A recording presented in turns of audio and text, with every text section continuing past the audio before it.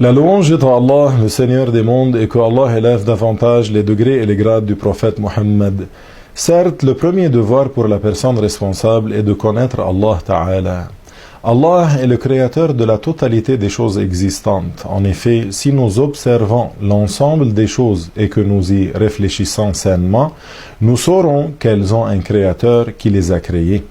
Par la raison saine, nous reconnaissons qu'un écrit a forcément quelqu'un qui l'a écrit, qu'un coup a forcément été donné par quelqu'un, et que de même une construction nécessite quelqu'un qui l'a construite. Ce monde, à plus forte raison, avec ce qu'il comporte de créatures, a donc nécessairement un créateur ayant parmi ses attributs la vie, la volonté, la science et la puissance. C'est Allah subhanahu wa ta'ala. Il est celui qui n'a de ressemblance avec aucune de ses créatures et celui avec qui rien n'a de ressemblance. En effet, il n'est pas valable selon la raison saine qu'un acte quelconque existe sans que quelqu'un en soit l'auteur. De plus, il n'est pas valable que la nature en soit l'auteur, car la nature est dépourvue de volonté. Comment pourrait-elle donc créer? Il n'est pas valable non plus qu'une chose se crée elle-même. De même, il n'est pas valable qu'une chose crée une chose qui lui est semblable.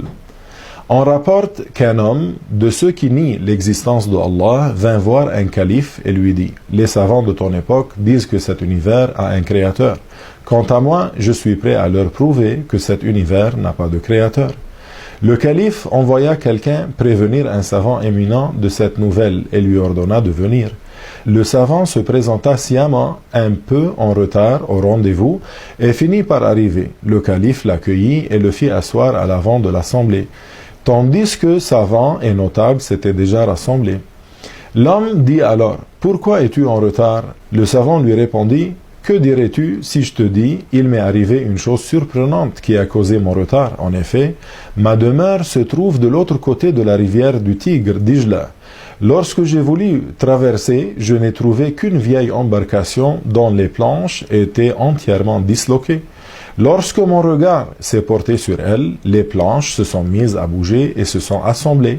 Elles se sont jointes les unes aux autres jusqu'à former une barque apte à la navigation. Tout ceci sans qu'aucun menuisier n'y touche et sans qu'aucun ouvrier n'y travaille. J'ai donc pris place à l'intérieur de la barque et j'ai traversé la rivière pour arriver jusqu'ici, mais un peu en retard. L'homme s'exclama alors « Écoutez aux gens ce que raconte votre savant. Avez-vous jamais entendu des paroles plus mensongères? Comment la barque aurait-elle existé sans qu'aucun menuisier ne la fabriquât? Ce n'est que du mensonge. » Alors le savant répondit « Toi qui es incrédule, s'il n'est donc pas valable selon la raison qu'une barque existe sans nécessité de fabricant ni de menuisier, comment oses-tu prétendre que cet univers existe sans créateur ?» L'homme resta muet, car la preuve lui avait été donnée. Suite à mes propos, je demande à Allah d'augmenter notre science de religion, de nous accorder les bonnes intentions. Walhamdulillahi Rabbil Alamin.